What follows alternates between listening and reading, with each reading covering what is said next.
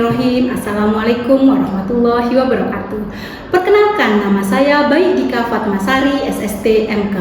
Saya adalah dosen profesi bidang Stikes Hamzah Mamben, Lombok Timur. Selain itu, saya ditugaskan oleh institusi menjadi anggota kemahasiswaan di Stikes Hamzah. Dalam menjalankan Tridharma perguruan tinggi dalam bidang pendidikan dan pengajaran, saya ditugaskan untuk mengajar. Yang pertama, mata kuliah asuhan berbasis keluarga, mata kuliah anatomi, dan pada kali ini saya akan menjelaskan yaitu mata kuliah tentang fisiologi kehamilan, persalinan, nifas, dan BBL.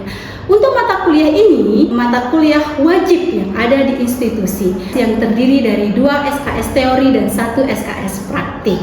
Untuk dosen pengajar pada mata kuliah fisiologi kehamilan, nifas, dan BBL yaitu 3 orang dosen. Untuk capaian mata kuliah dan metode perkuliahan pada mata kuliah fisiologi kehamilan, persalinan, nifas, dan BBL ini akan ditempuh pada mahasiswa semester 2. Capaian mata kuliah yang harus mahasiswa pahami, yang pertama, mahasiswa harus mampu memahami dan menganalisis konsep teoritis tentang fisiologi kehamilan, persalinan, nifas, dan BBL. Lalu setelah memahami, mahasiswa diharapkan mampu menerapkan konsep umum fisiologi. Lalu mahasiswa juga harus menerapkan pemikiran secara logis, kritis, sistematik, dan inovatif dalam konteks pengembangan dan memperhatikan nilai humoneria yang sesuai dengan bidang keilmuannya. Mahasiswa juga harus mampu mengambil keputusan secara tepat dalam menentukan diagnosis fisiologi kehamilan, persalinan, nifas, dan BBL. Mahasiswa juga harus mampu mengaplikasikan keilmuan kebidanan dalam menganalisa masalah dan memberikan petunjuk yang mana alternatif pemecahan masalah yang terbaik. Selanjutnya, mahasiswa juga harus mampu berpikir secara kritis tentang penyimpangan dan kelainan yang sesuai dengan lingkup praktik kebidanan. Selanjutnya, ada pencapaian yang harus mahasiswa tempuh pada mata kuliah ini. Yang pertama, mahasiswa harus mampu menjelaskan dan memahami adaptasi sistem reproduksi, adaptasi sistem hematologi, adaptasi sistem urinaria. Mahasiswa juga harus mampu memahami sistem endokinologi kepada masa kehamilan, mampu memahami tentang fisiologi laktasi dan proses menyusui, mampu menganalisis fisiologi, dan mampu memahami bagaimana anatomi dan sistem reproduksi pada masa persalinan. Nah, selanjutnya mahasiswa dalam pencapaian ini juga harus memahami tentang mekanisme dari persalinan normal, memahami tentang anatomi masa, fisiologi masa nifas, dan perubahan sistem reproduksi pada masa nifas. Terakhir, mahasiswa juga harus memahami tentang adaptasi intra dan ekstrauterin pada masa neonatus. Dalam proses pembelajaran ini, mata kuliah fisiologi kehamilan, persalinan, nifas, dan BBL, mahasiswa akan belajar melalui tatap muka, tutorial, praktikum, laboratorium di Stikes Hamzah. Untuk presentasi yang digunakan pada mata kuliah ini, yaitu harus memenuhi 5 kriteria penilaian. Adapun referensi yang harus digunakan pada mata kuliah ini, dia harus menggunakan referensi yang terbaru maksimal 10 tahun, bisa menggunakan jurnal nasional terakreditasi maupun jurnal internasional bereputasi. Untuk meningkatkan serta mengembangkan kemampuan kritis mahasiswa dalam proses pelajaran, metode pembelajaran yang saya gunakan dalam hal ini yaitu student centered learning, yaitu pembelajaran dengan komponen dari delivery, interaction, dan assessment. Delivery itu seperti apa? Yaitu penyampaian materi pembelajaran yaitu dalam bentuk PowerPoint, small group discussion, di mana saya dapat meminta mahasiswa untuk membuat kelompok kecil yang terdiri dari 5 sampai dengan 10 orang. Dengan cara ini, mahasiswa akan menjadi lebih aktif serta berpikir kritis dalam memahami materi khusus yang sudah saya berikan. Untuk selanjutnya yaitu interaction, yaitu interaksi antara mahasiswa dan dosen di dalam kelas maupun saat praktikum. Biasanya dalam kegiatan interaksi ini, biasanya setiap mahasiswa akan saya berikan materi untuk kemampuan dalam memberikan tanggapan, lalu diskusi kecil maupun besar, lalu nanti saya akan memberikan dalam tugas yaitu studi kasus. Mutu assessment merupakan capaian evaluasi pembelajaran yang sudah ditentukan dan disepakati di awal saat penjelasan RPS. Adapun bobot penilaian pada mata kuliah Fisiologi Kehamilan Persalinan MIPAS BBL, seminar itu adalah 20%, tutorial 20%, praktikum 20%, UTS UAS itu 20%. Untuk mendapatkan hasil yang maksimal, mahasiswa harus mampu mencapai kelima unsur penilaian yang sudah ditentukan. Berikut saya tampilkan video pembelajaran yang sudah saya lakukan. Terima kasih. Bismillahirrahmanirrahim. Assalamualaikum warahmatullahi wabarakatuh. Waalaikumsalam warahmatullahi wabarakatuh. Oke, baik. Ini sudah pertemuan ketiga dengan saya ya. Sebelum kita mulai pada perkuliahan kita hari ini tentang fisiologi kehamilan persalinan MIPAS dan BBL, kita berdoa terlebih dahulu. Silakan berdoa menurut kepercayaan masing-masing. Berdoa dimulai.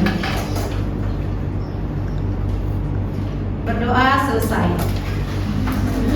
Oke, baik. Ini pertemuan keempat ya. Ya, ini pertemuan keempat kedua dengan saya ya. Oke. Silakan diambil absensinya. Oke, baik. Sebelum mulai kita perkuliahannya, apakah ada yang lagi sakit saat ini? Tidak ada, Bu. Tidak ada ya, semuanya sehat ceria ya. Alhamdulillah ya. Kali ini Ibu akan membahas tentang fisiologi laktasi dan ASI eksklusif ya. Nah, sebelum kita masuki materi kali ini, ada yang sudah mengetahui tentang ASI eksklusif? Tahu saja ya. Nah, bolehlah Ibu meminta kalian untuk satu orang menjelaskan tentang ASI eksklusif. Silakan yang ASI eksklusif itu adalah pemberian ASI kepada bayi tanpa campuran apapun, hanya ASI saja. Oke, ada lagi? Ya, silakan. ASI yang diberikan selama 6 bulan itu tanpa campuran cairan ataupun makanan yang lain. Oke, ada dua temannya yang sudah menjelaskan apa itu ASI eksklusif.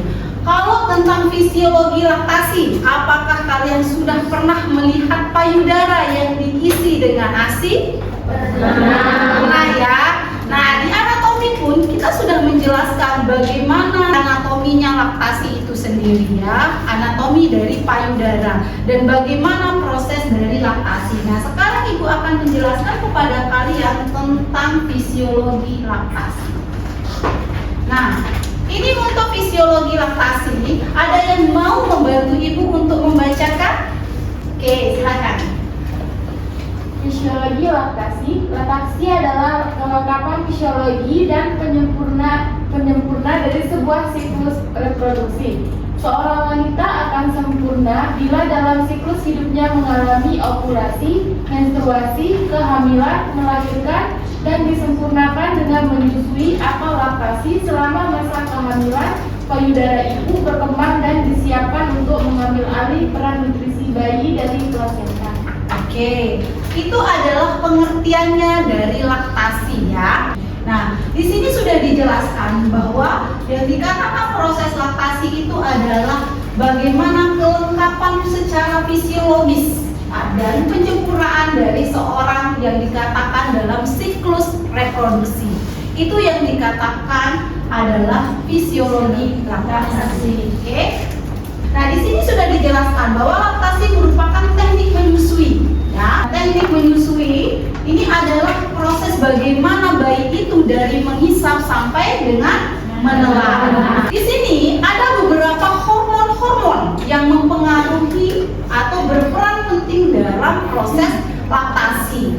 Ya, ini yang pertama namanya hormon progesteron, hormon estrogen, hormon PSA, hormon LH, hormon prolaktin, oksitosin, dan hormon HPL. Oke. Nah, di sini sudah dijelaskan bahwa refleks laktasi itu seperti apa. Yang pertama ada namanya refleks mencari puting. Nah, jadi ada refleks mencari puting atau yang disebut dengan rotting reflex. Nah, lalu di sini ada namanya refleks menghisap. Ya, lalu ada refleks menelan. Nah, proses yang ketiga ini saling keterkaitan, ya. Jika proses refleks mengisapnya tidak dengan benar, bayi itu dalam pemberian proses menyusui dia tidak bisa berjalan dengan lancar, itu pasti akan hambatan. Nah, proses IMD itu adalah namanya si bayi kita rangsang untuk mencari puting. Nah, nanti dengan cara apa dia mencari puting sedangkan bayi tersebut belum bisa menyusui? Caranya itu nanti dengan kita letakkan, lalu bayi itu baru lahir, penciumannya sudah bagus ya, penciumannya sudah stabil. Jadi dia akan mencari ya di mana bau ASI. Jadi dia akan merangkak mencari ini. Proses refleks mencari puting ini akan bekerja. Ya. Nah, ketika proses IMD itu nanti proses refleks menghisap. Jadi si bayi itu coba-coba menghisap, ya. Nah, ini adalah refleks menghisap. Lalu refleks menelan. Nah, jadi kalau dia sudah menemukan puting, lalu dia coba menghisap atau diemut misalnya, kayak gitu ya. Setelah dia mencoba mengemut, lalu dia mencoba menelan. Nah, di proses menelan itu adalah di sana akan terjadi namanya proses rangsangan yang menyebabkan ASI itu akan keluar. Seperti itu ya. Sebelum kita lanjut, ada yang mau bertanya? Belum? Belum ya. Sudah jelas semua yang Ibu ceritakan tadi? Sudah.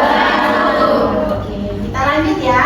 Ya, Bu. Nah, kali ini lebih spesifik lagi kita akan membahas mengenai ASI eksklusif. Nah, jadi tepat sekali yang sudah dijelaskan oleh dua teman kalian tadi. Boleh kita berikan tepuk tangan? Ya, jadi tadi temannya sudah jelas menyebutkan bahwa ASI eksklusif itu adalah bayi yang hanya diberikan ASI saja tanpa makanan tambahan apapun. Nah, itu yang dikatakan penjelasan yang panjang ini. Jadi, ASI eksklusif merupakan pemberian air susu sedini mungkin, ya. Diberikan tanpa jadwal dan tidak memberikan air puting atau makanan lainnya sampai bayi tersebut berumur 6 bulan. Setelah 6 bulan, bayi boleh dikenalkan makanan lain atau tanpa diberi dan tetap diberikan ASI sampai berumur 2 tahun. Nah, tapi adik-adik semuanya di sini, walaupun kalian masih semester 2, tapi kalian harus mengetahui betul bahwa yang dikatakan ASI eksklusif adalah bayi yang hanya diberikan ASI saja tanpa tambahan makanan apapun. Nah, yang sering terjadi di masyarakat kita saat ini, bayi baru lahir sudah dioleskan madu. Nah, itu salah besar, itu sangat tidak dianjurkan. Nah, waktunya selama kapan? Selama 6 bulan. Nah, waktu pemberian ASI ini full hanya ASI saja yang harus diberikan. Nah, Ibu ingin bercerita kepada kalian ya. Ini adalah kasus yang di lapangan, bahwa dia hari ketiga anaknya, tapi ASINya masih sedikit yang keluar ya, atau yang kita sebut dengan agreglasi namanya ya. Nah, ASINya masih sedikit keluar. Apakah ibu itu harus tetap memberikan ASI atau tidak? Kalau menurut kalian? Ya, rata-rata menjawab harus tetap ya. Nah, jadi kalian sini berarti sudah belajar di rumah dulu ya mengenai ASI eksklusif. Jadi benar sekali yang dikatakan kalian tadi, bahwa walaupun dia baru 3 hari ASINya keluar sedikit, itu adalah memang fisiologi pada masa nifas. ASINya memang hari ketiga itu keluarnya sedikit. Tapi kalau ASI terus dirangsang dengan baik, itu terus mengisap, nanti seterusnya ASI itu akan produksinya akan banyak. Nah, kali ini Ibu akan menjelaskan kepada kalian mengenai komposisi ASI.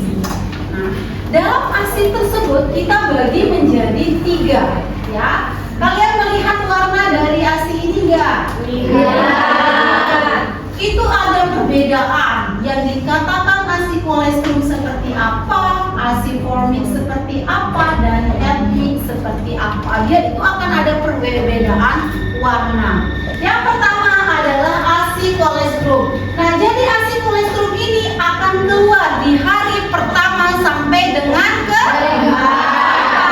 Ini yang dimaksud dengan ASI kolestrum. Ini ASI kolestrum ini berwarna apa? Dia akan berwarna seperti kuning kental dengan jumlahnya sangat sedikit, ya. Itu yang dikatakan ASI kolestrum. Lalu ASI peralihan ini adalah ASI yang keluar di hari ke-4 sampai dengan 10. Nah, ini sudah mulai banyak, tapi ini biasanya dia itu formik namanya, ya. Jadi warnanya itu sudah putih, ya, tapi dia agak encer putihnya, enggak dia terlalu tidak ada kekuning-kuningannya. Berbeda dengan ASI matur. Ini dia sudah seperti air susu, seperti kayak kalian meminum susu. Ini Bu Bidan, ASI saya itu encer, warnanya itu punya keputihan, putih-putih kayak air, masih jernih Bu Bidan. Apa yang kalian akan katakan? Ada yang bisa menjawab Ibu? Silakan, coba Dian. Biasanya dia pintar untuk konseling. Ayo silakan Dian. Baik, mungkin jika ada nanti pasien yang bertanya kepada kita terkait dari hal tersebut, kita bisa menjelaskan kepada pasien itu terkait dari jenis-jenis ASI atau komposisi ASI tersebut, seperti dari ASI kolestrum, terus ASI formulir dan ASI matur. Oke, tepat sekali, kita berikan tepuk tangan buat ya. Jadi tepat sekali yang dikatakan oleh Dian tadi. Kalau dia hari ke-7 berarti dia masuk kepada ASI peralihan. Nah, jadi ASI kolestrum ini yang keluar walaupun 4 hari, tapi kegunaan, manfaat, keunggulannya itu sangat banyak sekali. Dia itu bisa melindungi bayi sampai berumur 6 bulan. Itu adalah meningkatkan antibodinya, ya. Jadi sangat rugi jika ada ibu-ibu yang tidak memberikan ASI kolestrum. Ini adalah manfaat dari ASI. Kenapa ibu itu harus memberikan ASI? Yang adik-adik harus cermati bahwa tidak ada makanan atau minuman paling sempurna terhadap bayi umur 0 sampai dengan 6 bulan selain ASI. Itu yang harus adik-adik cermati. Nah, di sini ada masih juga manfaat ASI bagi bayi. Ini buktinya kita meningkatkan kasih sayang ibu dan bayi. Nah, ini bagi keluarga. Aspek ekonomi tidak perlu dibeli. Nah, jadi aspek ekonomi ini sangat penting, ya, dalam arti kalau kita memberikan ASI 1 kilo ASI itu kira-kira berapa harganya? Ada yang tahu? 300. Iya, jadi 1 kaleng atau 1 kilo itu paling murah itu 200 ribuan. Tapi kalau kita memberikan nyusuinya dengan benar dan lain sebagainya, tidak perlu kita mengeluarkan biaya. Oke? Nah, di sini bagaimana presentasinya? Ini juga nanti akan menjadi tugas mandiri buat adik-adik melihat bahwa di dalam ASI itu kandungannya apa saja. Nanti kita akan berbicara membahasnya secara fisiologi, ya, dalam bentuk kelompok. Nah, ini yang paling penting karena kita juga masih dalam kategori daerah tertinggal. Jadi mitos-mitos di masyarakat itu banyak sekali, ya. Yang pertama, di sini ASI belum keluar pada hari pertama sehingga perlu dicari, ya, diberi cairan lain. Dalam arti dia memberikan susu formula, memberikan air putih dan lain sebagainya. Lalu ASI tidak bisa memuaskan bayi. Nah, lalu ada yang bilang bahwa laki-laki dia itu menyusuinya lebih kuat Bu Bidan katanya. Jadi saya ini merasa anak saya cepat lapar terus. Nah, kayak gitu katanya, ya. Jadi mau gak mau saya memberikan susu formula kayak gitu. Nah, kalau ibunya atau anaknya laki-laki, memang laki-laki dari beberapa survei penelitian dia itu menyusuinya lebih kuat, ya, dari yang perempuan kayak gitu. Tapi ada caranya, ibunya juga harus diberikan edukasi. Kalau bayinya menyusuinya terlalu sering, nanti ibunya juga harus mengkonsumsi makanan yang sehat yang lebih sering. Lalu di sini payudara kendor gara-gara menyusui. Nah ini nih yang zaman milenial saat ini, nggak mau memberikan ASI kepada bayinya. Karena apa? Dia takut bahwa payudaranya tidak secantik masa perawan dulu. Nah, jadi nanti ibu-ibu yang menjadi bidan cantik-cantik di sini, berikanlah contoh bagaimana cara perawatan payudara pada ibu masa nifas. Kalau di sini sulit turunkan BB jika menyusui. Nah, ini yang sering juga menjadi mitos yang beredar. Bu bidan, kalau saya menyusui ya, saya lapar terus, jadi makan terus katanya ya. Nah, jadi ada namanya edukasi.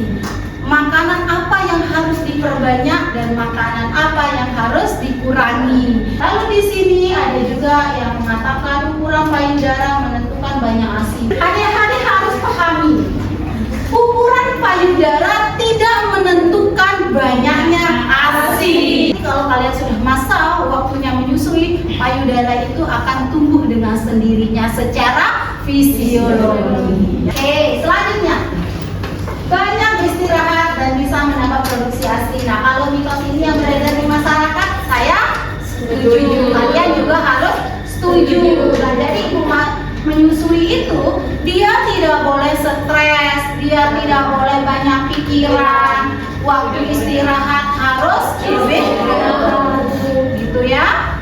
Nah, lalu tidur banyak, lelap jika minum susu formula. Nah, ini juga salah yang berbeda di masyarakat kita saat ini.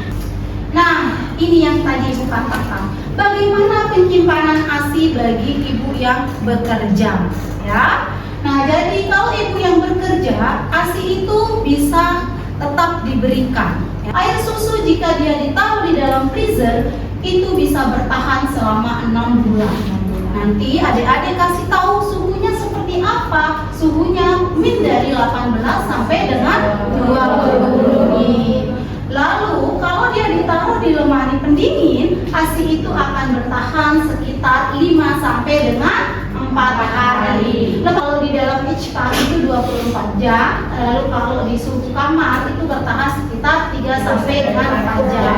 Nah, ini strateginya untuk ibu-ibu yang bekerja tadi ya.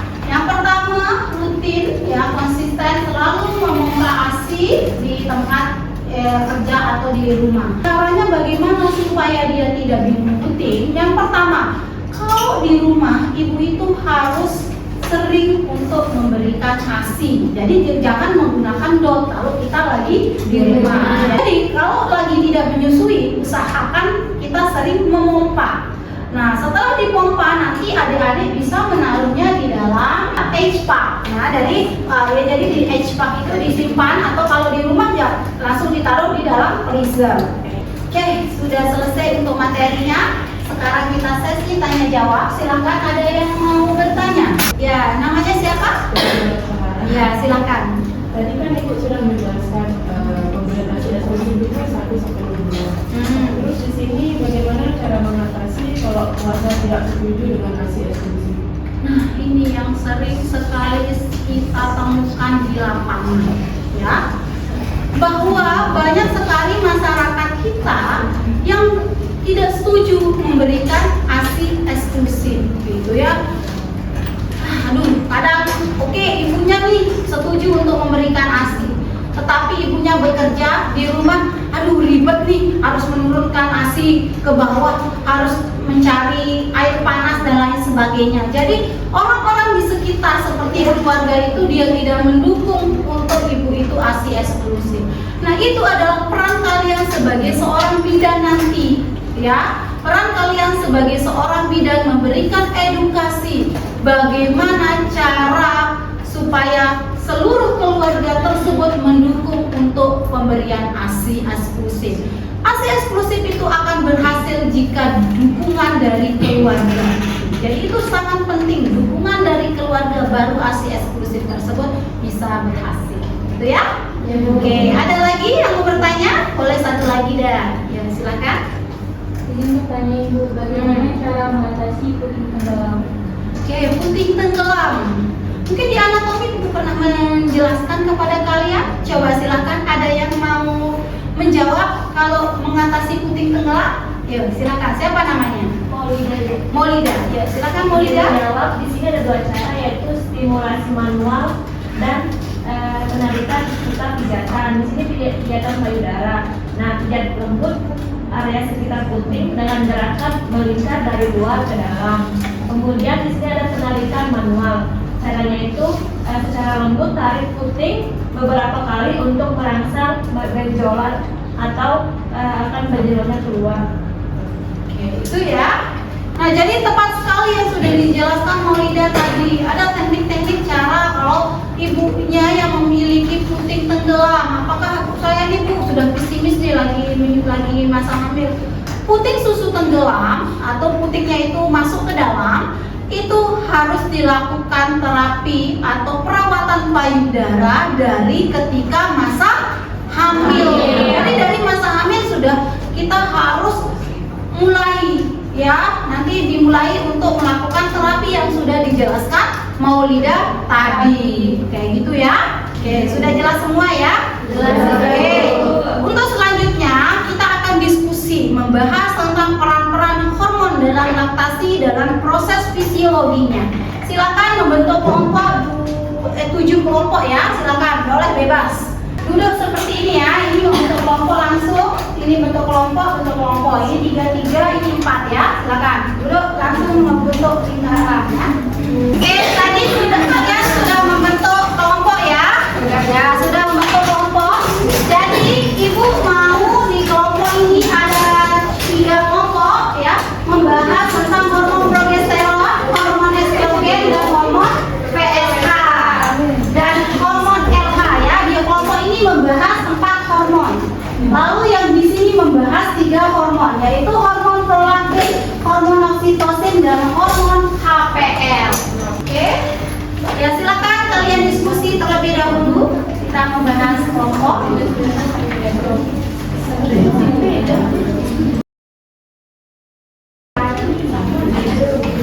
Oke, baik. Karena di sini kalian sudah selesai membahas kelompok tentang hormon ya, jadi besok minggu depan Ibu akan meminta kalian untuk mempresentasikan sesuai dengan kelompok ini. Yang pertama, kalian harus membuat PowerPoint ya. Nah, ingat namanya PowerPoint adalah poin-poin penting yang kalian akan masukkan ya. Lalu selanjutnya buat makalah ya. Lalu nanti ada yang menjadi moderator, lalu ada yang menjadi pemateri, dan ada yang akan menjadi penjawab dan penanya. Nah, ini adalah diskusi yang harus kalian lakukan. Oke, boleh langsung hadap Ibu semua. Nah, oke, baik adik-adik. Tadi sudah Ibu memberikan tugas. Ibu sudah menjelaskan bagaimana proses laktasi dan proses dari ASI eksklusif. Nah, jadi yang jadi kesimpulan dalam materi kita hari ini adalah ASI eksklusif itu adalah bayi yang hanya diberikan ASI saja tanpa makanan tambahan. Dan diingat, seorang secara fisiologinya ASI, nanti Ibu juga akan, kebetulan Ibu juga ngajar ya di mata kuliah fisiologi, secara psikologisnya ya. Nah, nanti Ibu akan menjelaskan seorang yang memberikan ASI dia harus happy, tidak boleh banyak pikiran, makanannya harus makanan sehat ya. Nah, jadi kesimpulan hari ini kita sebagai mahasiswa ataupun sebagai bidan harus mendukung apa? ASI eksklusif. Nah, jadi kita harus mendukung supaya ASI eksklusif ini berhasil. Oke, baik adik-adik, mungkin cukup itu yang Ibu akan sampaikan. Hari ini hadir semua kan? Oke, hari ini hadir semua. Baik, kalau sudah tidak ada yang bertanya lagi, Ibu cukupkan untuk perkuliahan kita hari ini. Wabillahi taufiq wal hidayah. Wassalamualaikum warahmatullahi wabarakatuh.